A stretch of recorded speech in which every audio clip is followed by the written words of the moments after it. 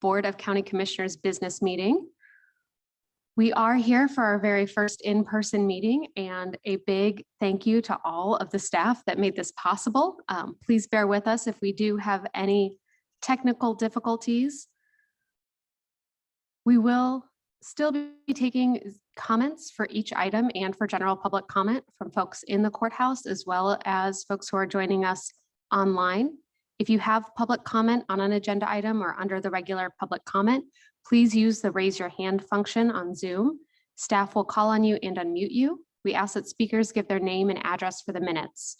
The county reserves the right to shut off the microphone and remove any speaker from the meeting if they are vulgar, rude, or inappropriate. A recording of this meeting will be available on our website after the meeting. We will begin with our consent agenda. Would either commissioner like to pull anything from the consent agenda? No. No. I am looking for a motion on the consent agenda. It's Commissioner Reed here. I move to approve the consent agenda. Second. All of those in favor, please say aye. Aye. Aye. Okay, we will move on to general public comment. I am not seeing anyone here at the courthouse for general public comment, but Jill, do we have anyone online for general public comment? Okay, we will move on to our regular agenda. We will start with agenda item 3.1, Planning Department, receive and provide guidance on the 2022 to 2024 planning work plan. Sarah, do we have a presentation for this item? Yes, commissioners, I believe Jeff Crick from Lawrence Douglas County Planning is coming into the Zoom. Jeff, I'll just turn it over to you. Good evening, commissioners. Jeff Crick with the City County Planning Office. Great to see you this afternoon. The item is the 2022-2024 Planning Division Work Plan. It is something we typically would bring to you every year to kind of line out the work for the next few years. We're kind of getting ahead of it a little bit by scheduling it up for 22 through 24. So there's a couple of big changes that you would have not seen in the last one that we're going to bring forward. There were some personnel additions that occurred in the planning division. So that allows us to not just do the current workload, but also consider doing some of the long range workload that we've talked about over the last couple of years.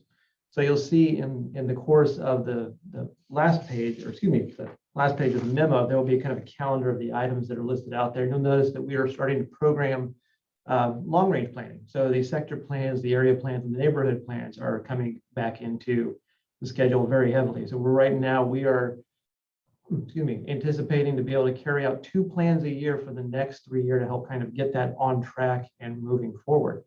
We also included in the memo this year, you can see a list of the current projects that are currently underway, when they were started, and some of the information related to them. So it's kind of the background and some of the notes and details for them. So we think this kind of gets us on the course that we kind of heard from both the Planning Commission, the City Commission, and from the County Commission related to planning those kind of long range goals and aspirations that we have.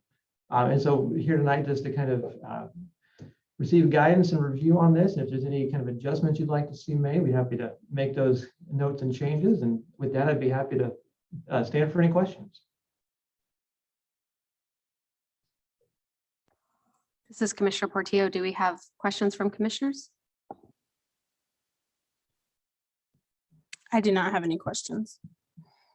I have a couple of questions, Jeff. So I noted in the report, it talked about the personnel changes. And this may also be for Sarah a little bit. Are those included in the 22 budget for the city? Is this plan assuming that that gets approved through the city and gets approved through the county, since we pay 1/6 of those costs?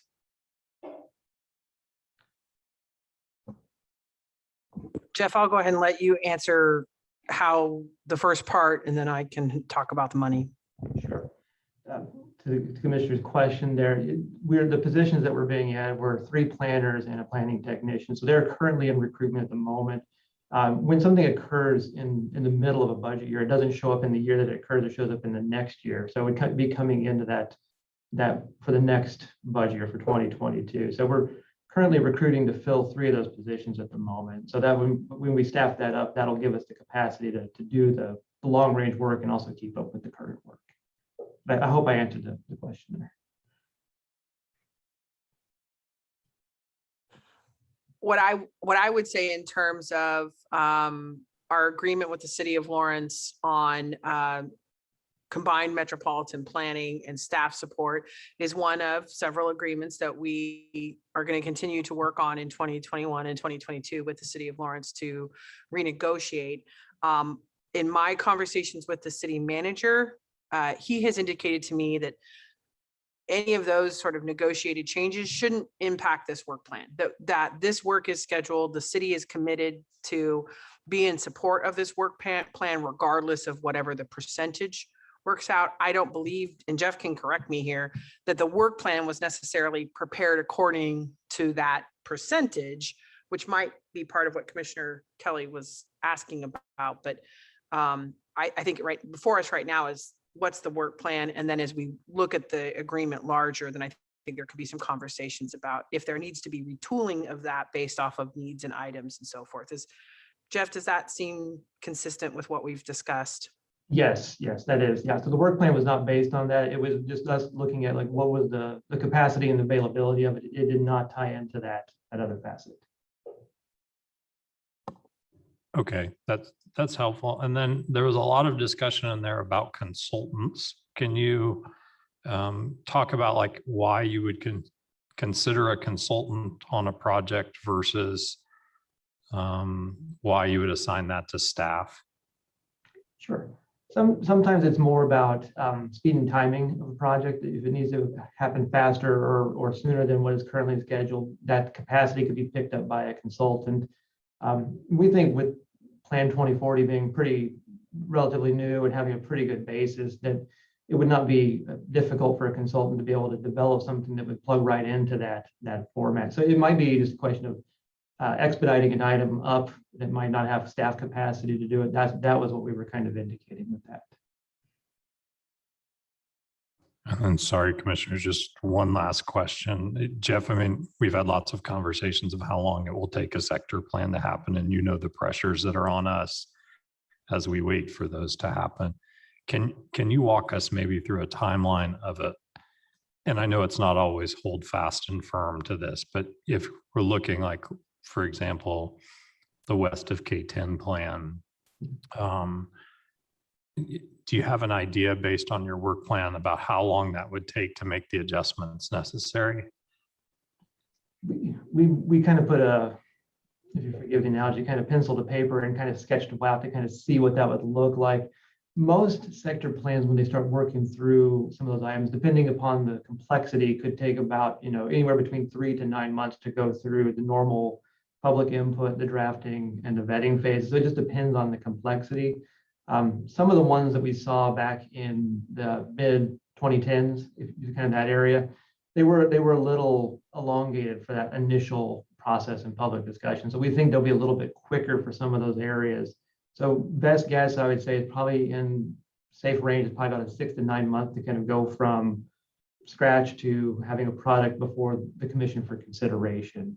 And that's we think is a pretty sound amount of time.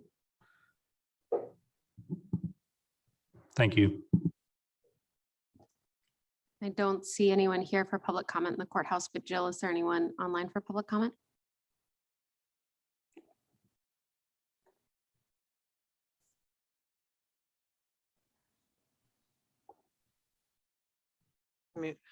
We will move sustainability action into the panel.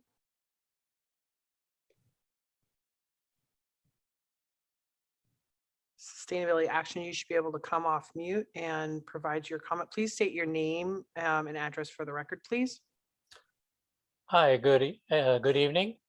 I'm not sure why the caption is sustainability action. My name is Michael Allman. That is an organization I'm with, but this is the way I'm accessing Zoom. Commissioner Kelly is going to be quite familiar with the issue of the sector plans, and I'm glad he brought it up again tonight. This was an issue that came up any number of times in the adoption of Plan 2040 and then played out in reality with consideration, at least in the instance of the consideration of the K10 101 acre commercial development that would cover 101 acres of prime agricultural, category 2 prime agricultural land and wetlands and 100-year floodplain. And the problem was that when Plan 2040 was adopted, I cautioned the commission on a number of occasions, all the commissions, that adopting Plan 2040 that had removed at least 377 instances of the word shall from the previous comprehensive plan would make the new 2040 plan basically a wish list with no means of implementing what the vision was. You know, for instance, goal 2.7, protect high quality agricultural soils. All the goals in there are very good goals. However, without the sector plans, there's really no definitive guidelines because all the teeth were removed from Plan 2040. Well, previous planning director promised that, oh, not to worry that the comprehensive plan doesn't have any teeth anymore. That's all going to be covered in the sector plans. And we're going to work on those as soon as we finish Plan 2040. That's what he said. And now we're what, 3 years later and looking at possibly 4 or 5 years down the road. I really think, as Commissioner Kelly has kind of implied, that we need to be looking at these sector plans now. It's already dragged on too long. I also want to point out that the item for the climate change and adaptation and mitigation is even more pressing. It covers a more global thing than even the sector plans and Plan 2040. It covers the survivability of our ecosystem and you know, our economy and humanity, really, when you get down to it. The International Energy Agency has said there's no need to explore and extract fossil fuels anymore. It's counterproductive. The climate emergency is real and it's impending more and more as every day goes by. So I would suggest that you have staff move the climate change adaptation and mitigation plan up to the top of the list and the sector plans immediately after that. So thank you very much. Thank you for your comments. Do we have anyone else for public comment on this item? We will bring it back to commissioners for discussion. Any additional discussion from commissioners? And the only thing I would say, Jeff, since you're asking for feedback is, you know, I want to be cautious of our 1/6 of Lawrence Douglas County planning, moving all our sector plans up, which, you know, it's a unique balance because it impacts the city and it does impact the county. But I think we have to be cautious of saying, as the Board of County Commissioners, we think all our projects should move to the top of the list. That would be really nice. So I think that's fine how you've paced it out. My one concern is that as the city makes changes, as infrastructure dollars come in and they start looking at large parcels of land to think about where the next growth area for Lawrence is, we don't put off a plan because suddenly that became where the market drove us. So I noticed that the Southeast plan was at the bottom of the list, or even as a other, and I know I watched the city commission meeting where the presentation was made that was a possibility. I don't want to, we have to remain an overall vision for the community and not lose these, you know, I think you're right on the west of K10 plan and the Farmers Turnpike. Those are ones that we as a county have really experienced a lot of pressure on. Those are in the right place in my mind, but I don't want them to get lost because the city decides they need the southeast sector to be the new place to grow. And we do have 1/6 of that budget, 1/6 of that staff, and should have 1/6 of authority over what happens there, what these priorities are. So I appreciate you bringing it to us. Just before we make any changes to this plan, let's make sure that we have an opportunity to weigh in on that.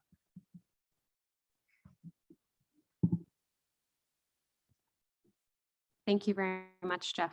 I don't believe we need any action on this. Okay, we will move on to item 3.2, also from the Planning Department. Consider a conditional use permit, CUP 21-00080 for a vacation rental use. Sarah, do we have a presentation on this item? Yes, Commissioners, Kyle Kobe with Florence Douglas County Planning is coming into the panel for this item. Kyle, I'll turn it over to you. Thank you very much. Give me just a second while I make sure everything's set up properly over here. And I'll be sharing my screen. So this, excuse me, the PowerPoint in front of you, I believe, is in your packet as well. So this is this application proposes a conditional use permit for a vacation rental use at property addressed 144 North 1600 Road. The property is zoned AG1 Agricultural District, and the existing use on the property is a detached dwelling, and you can see it here in this aerial image. The surrounding area is mainly composed of detached dwelling and/or agricultural uses. The majority of the nearby area zoned to either AG1 or AG2. No physical changes to the property are proposed with this application. The structure the proposed use would be located in is located in the center of an approximately 40-acre heavily wooded property. The applicant has stated that their intent is to make the space available for rent to individuals or small groups every other week or so. I'm sorry, my cat is doing things at my feet. I'm kind of distracted there, sorry. So the space that would be available for rental could most comfortably accommodate a family of 5, but that as many as 8 could be accommodated in the event a larger family was interested. Depending on demand and the applicant's schedule, some rentals may take place while the owner is away.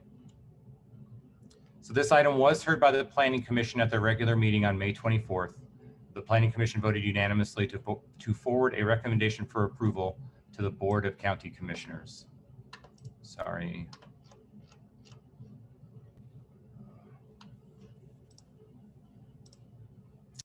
Staff's recommending approval of CUP 21-00080 to allow vacation rental use at 144 North 1800 Road, subject to the conditions listed in the staff report. And on your screen, you see those conditions of approval. The first one would be to place a 10-year time limit on approval, after which the applicant would need to request an extension or it would expire. And the second condition just clarifies that the vacation rental use is approved only for the interior of the existing structure. This would prevent the property from being used as a campground or something similar, and just reduce any potential impacts on surrounding properties. So that, I will stop the share of my screen. That concludes my presentation. I'd be happy to answer any questions that you may have. And I am not sure if the applicants are here with us tonight as well.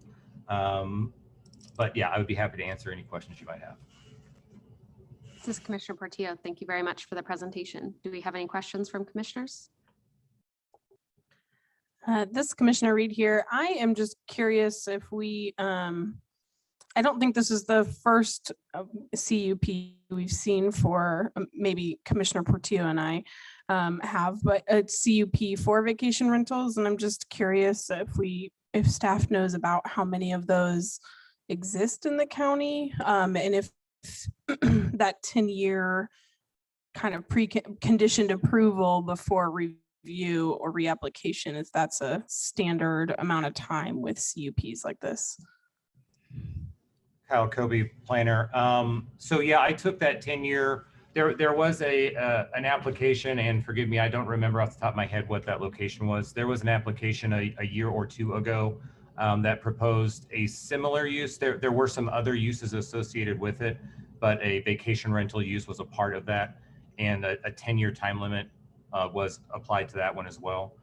So the 10-year kind of gave us, so that the applicant doesn't have to come back, immediately. It gives us some time to see how this will play out. And, in the interim, there's a 5-year review that would take place about halfway through. So there's a check that would take place in the middle of that as well. I see that they're the applicants there. Yeah, so there aren't a whole lot of these. I don't know that I could speak to the amount of them that might be going on that we are unaware of, but it's not a widespread common CUP. So yeah, I hope that answers your question. It does. Thank you.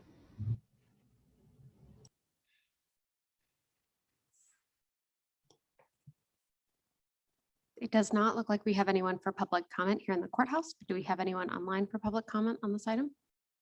I do believe the applicant would probably like to speak. Is that true? Yeah, go ahead. No, honorable commissioners, Kyle, other people.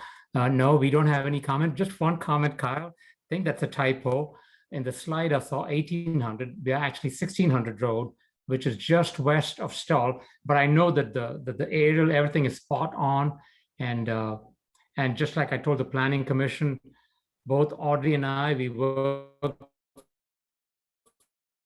respect laws. That's been our life with the state of Kansas for over 30 years. Both of us work for the state, and now I work for FEMA, and Audrey works for the University of Colorado. She's a physician, I'm an engineer. And so the intent was that, like I told the Planning Commission, I grew up in New Delhi in a 3-room flat, not a 3-bedroom flat, 3-room flat. And here God has us plonked in just an amazing piece of property, right smack dab in the middle of 40 acres. We don't have kids yet. It's just my wife and me and our dog. And it's a very pretty home that we built. And we've seen a mountain lion on 3 occasions. One was a kitten 10 years ago. And recently we saw a pileated woodpecker, first time in the 30 years that we've owned this property, 32 years that we've owned this property. So we just thought that if a family wants to enjoy it, we sure want to share what God's blessed us with. So that's the honest intent. And Carl, thank you for all your assistance so far, but we are open to any questions you might have. Thank you very much. I'll bring it back to discussion from commissioners.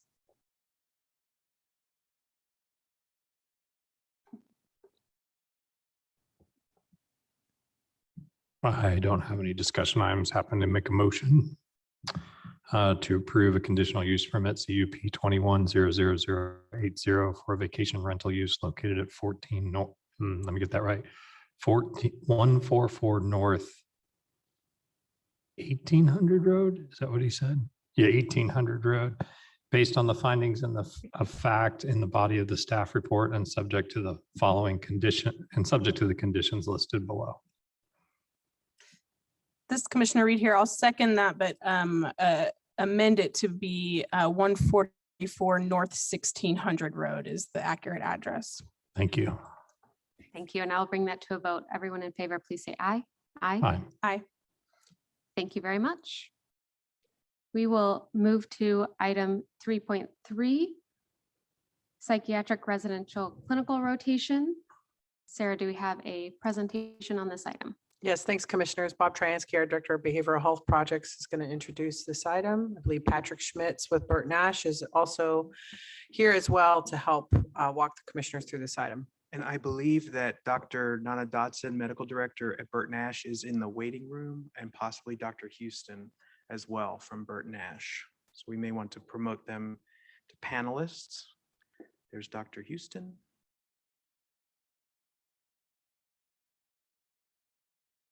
Good evening, Dr. Houston. And here comes Dr. Dodson.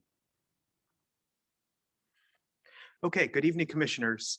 In 2017, as the Behavioral Health Leadership Coalition was being assembled, as we were broadening the number of partners in that conversation, as the role of the Director of Behavioral Health Projects came online, 2017, there was a lot of talk about the need to improve the number access to psychiatry as part of our system of care.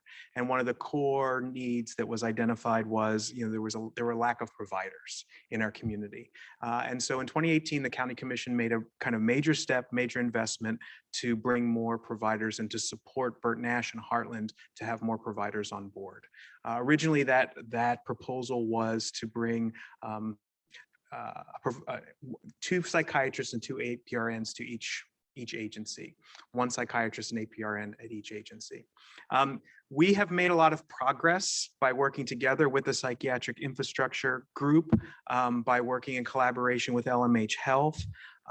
And that psychiatric infrastructure group identified, in addition to increasing the number of providers, one of the other things that they wanted to do was to do a better job and improve consultation for primary care physicians in our community. So that was kind of a second priority. And then the third priority was to establish a clinical rotation for psych residents. So this group has been working on a number of fronts, and I shared with you in the executive summary some of the progress Burt Nash in particular has made in reducing wait times, reducing no-show rates, and really significantly boosting the number of patients who are seen in this community, and reducing the wait times. That has been really a credit to the leadership of Patrick Schmitz and his team, but also to Dr. Dotson and Dr. Houston in changing policies and practices for how people get into the community mental health center to be seen.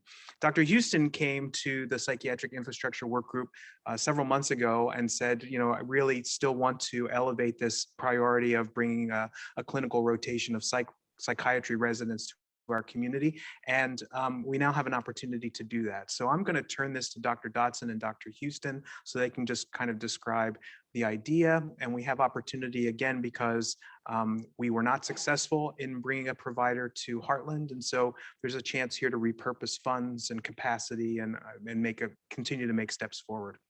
So Dr. Dotson, do you want to, I'll turn this over to you. And you are muted still. Thanks, Bob. Thank you, commissioners. I really appreciate the opportunity to discuss more of the details of this residency rotation. If you don't mind, I'm going to read the details of it because I want to make sure that I don't miss any details. Douglas County and Burt Nash have been offered a wonderful opportunity to partner with KU Medical Center with the psychiatric resident physicians from KU. This would be a core clinical rotation in community mental health starting in July 2021. 4 resident physicians in their 3rd or 4th year of training will each rotate 1 day per week to provide psychiatric evaluations as well as treatment for patients in our community. They'll serve and provide for up to 6 to 12 months and then rotate afterwards, depending essentially on the KU master schedule. The residents will be supervised by my colleague, Dr. Cord Houston, who has been serving for the past 2.5 years as an adult psychiatrist with us at Burt Nash. Dr. Houston will be providing the training on patient care matters, the practice of psychiatry, and will also be performing evaluations on a quarterly basis for these residents. He'll also be participating in the program's clinical competency committee meetings to discuss the residents' performance. The partnership with KU Psychiatry Program will be a cost-effective means to meet both our short and long-term goals in providing the community with greater access to psychiatric care. Patients in the community will greatly benefit from having additional providers, improving access to care when it's most needed, and preventive care in reducing patients in crisis for the emergency room and also preventing them from going into the jails. In addition, hosting these residents at Burt Nash will greatly enhance these resident physicians' awareness of what it is to practice in the community setting. and will hopefully increase the likelihood that these residents will choose a rewarding career in psychiatry in the community.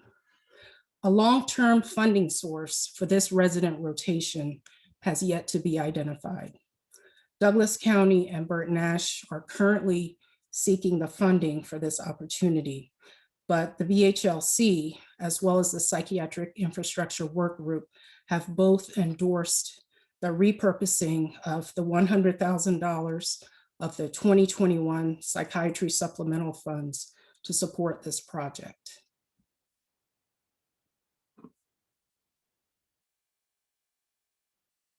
Are there any questions at this point? This is Commissioner Portillo. Thank you so much for that presentation. And I do just have a couple of questions. It looks like the implementation date for this is just 2 weeks away. So I wonder if there is enough lead time to really be prepared to do this in July of 2021. And maybe there is, so. So we are completely ready to go. If this gets approved, we can sign a contract, and yes, they are ready to start. And this is not this is not something we can wait to do. I mean, the opportunity is here to start July 1st, and we can either do it or not. Yes. I'll add to that. Patrick Schmitz, CEO of Burt Nash. We've been actually working on this for several months with the idea that if no matter what happens tonight, whatever the decision is, we're going to move forward with this because, as Bob said, we've been looking at this for a number of years, and suddenly the opportunity about 3 months ago presented itself. For us, it's an opportunity to turn some lemons into some lemonade. One of those lemons was the loss of a provider at Heartland. Another lemon was one of our colleagues who had this program. They said, we can't do this anymore, only because they lost their clinical educator connected to the program. So we're taking that opportunity to pick up one of the residence slots. One of the other one is going to go to Rediscover, another agency in the Missouri area. So we just are taking the opportunity to make what's possible now. But Dr. Dodson and Dr. Houston have actually been working to prepare for this for several months. So they are 100% ready to go.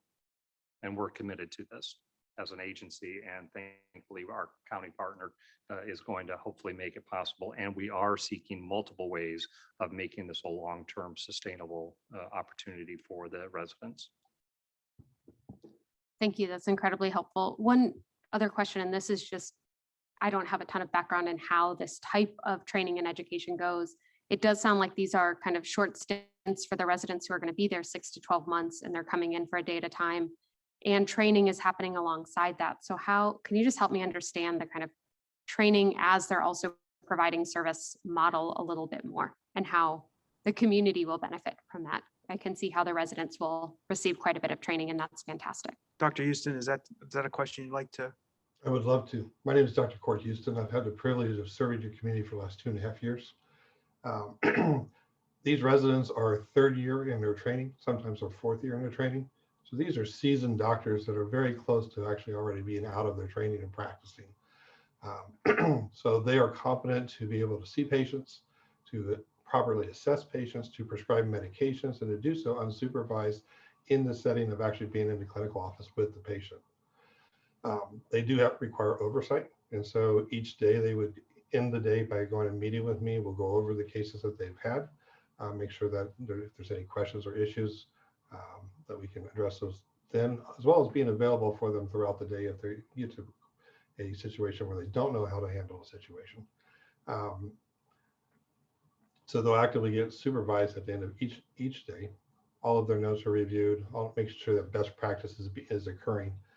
And then at the end of the day, they also receive training. And we have kind of a curriculum of what we do over the course of a year and different topics that we hit on. And, we typically start off with a lot of core topics, like how do you treat schizophrenia, bipolar depression? They already know this, but we go back over it because the nuance of moving from an inpatient setting where most of their training has been to an outpatient setting, there's a little nuance there for how do you start establishing that rapport with your patient and start looking at them as a long-term partner in a relationship that you're going to have, which is really important, right?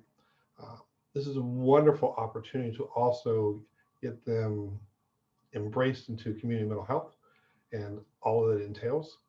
When I personally went through this program years and years ago, and I wanted to be an inpatient psychiatrist until I got into community mental health, and then I had a passion for it, and I love it. And so I have served at Wyandotte Community Mental Health. I have served at Vallejo Behavioral Health in Topeka, and I have the privilege of working with our community here in Burton Nash. We have other people who have also done the same thing. Here in Lawrence, we have Dr. Matthew Carey, who previously taught over at KU. We've got Dr. Akhtar, who I trained at Wyandotte, and now here he is at LMH. When Wyandotte Mental Health previously, they had this program, and I believe they had 3 or 4 different psychiatrists who ended up staying with them. And so when they graduated, they want to get into community mental health. Community mental health is a underfunded area. All right, so we see the sickest patients in the entire state in order to keep them out of state hospital, but we do it with the least amount of money and payment. So it requires a real passion for it, and this is where we can really develop and get that. Doctors tend to stay where they train. Now the numbers shift and depend on where you look. I was talking with Dr. Marshall's staff the other day, and they were quoting numbers like 71% of people stay in there. Numbers I see are roughly for state of Kansas about 52%, but 52% of doctors stay where they train. So if we can get them to train here in Lawrence, we can get doctors to stay with us and serve our community. Thank you. I really appreciate that. Commissioners, do we have any additional questions? Okay, it doesn't look like we have anyone here in the courthouse for public comment, but do we have anyone online for public comment? No, we don't. No. I'll bring it back to commissioners for discussion. Do we have any discussion, commissioners? I would just thank both the doctors and Patrick and Bob for your work on this. I know it was disappointing when we lost that person in January, but it almost seems like maybe a better model for us to find someone who's willing to stay in Lawrence, make sure that community mental health is the right place for them to be. And so I think, boy, it just turned out right. And this seems like a great opportunity. And also keep in mind that we will be bringing a medical director for the crisis center to town. So when you look at this, a year from now, what started as let's bring 2 psychiatrists and 2 APRNs to our community, there will be 6 new psychiatrists in this community over the last 4 years because of the collaboration, sharing positions, and again, building on the ideas of our physicians through their leadership of sort of how you build that system for psychiatry so that everybody's needs can get met in the way that they need to be met, and we might be able to keep talent in the community as well.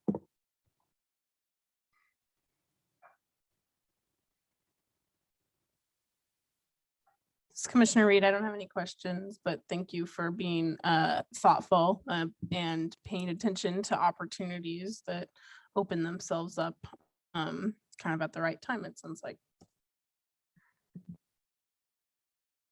This is Commissioner Portillo. It sounds like we might be ready for a motion, and I have it up. I can go ahead and read it. I move that Douglas County repurpose psychiatric infrastructure supplemental funds in 2021 to support the partnership between Burton Nash and the University of Kansas Medical Center to host a psychiatric resident clinical rotation in Douglas County at a cost not to exceed $100,000. Second. All of those in favor, please say aye. Aye. Aye. Thank you very much. We'll move on to appointments. Sarah, do we have any appointments to consider this evening? No, commissioners, I don't believe so. And I owe you, I think I will be sending you some information on a potential planning commission appointment. It got tied up in my inbox this week with preparing for budget, but I hope to get it to you this week so that potentially we could talk about it next week. Sounds great. So we will move on to miscellaneous. Sarah, would you like to kick us off with miscellaneous? Well, again, commissioners, I'm going to apologize for not having a weekly memo done. My excuse is that we're very close to wrapping up the proposed budget for 2022. So I did not get a memo together today, but I will be forwarding on some opportunities, an opportunity that I will put next week's memo related to a behavioral health court observation that was shared with the Criminal Justice Coordinating Council. So I want to make sure the commissioners have it. There's some opportunities to watch that court, so I want to pass that along.